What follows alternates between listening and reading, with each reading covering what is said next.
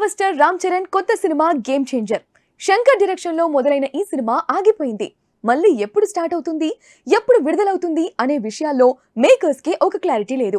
అయినా ఈ ఏడాది విడుదల చేస్తారు అనే రూమర్స్ మాత్రం కంటిన్యూస్ గా వినిపిస్తున్నాయి. దీంతో శంకర్ ప్రాజెక్ట్ ను పక్కన పెట్టేశాడు చరణ్.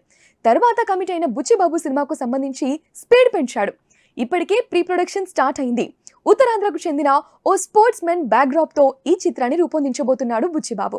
బిగ్ స్పాన్ తో రూపొందబోతోన్న ఈ చిత్రంలో రామ్ చరణ్ కోసం జాన్వీ కపూర్ ను హీరోయిన్ గా తీసుకున్నారు. ఎస్, ఈ కాంబినేషన్ కోసం చాలా కాలంగా ఎదురు చూస్తున్నారు ఫ్యాన్స్. జగదేక వీరుడు అతిలోక సుందరి అంటూ అప్పట్లో చిరంజీవి శ్రీదేవి ఎవర్ గ్రీన్ పేరు అనిపించుకుంటే ఆ ఇద్దరి వారసులు కలిసి సినిమా చేస్తే చూడాలని కోరుకున్నారు అభిమానులు.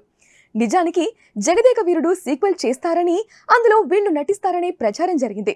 బట్ అలాంటిదేం లేదు. కాకపోతే ఫస్ట్ టైం కలిసి నటించబోతున్నారు. ఇప్పటికే జాన్వీ దేవరా సినిమాలో ఎన్టీఆర్ సరసన నటిస్తోంది. సో తెలుగులో తనకు ఇది రెండో సినిమా అన్నమాట.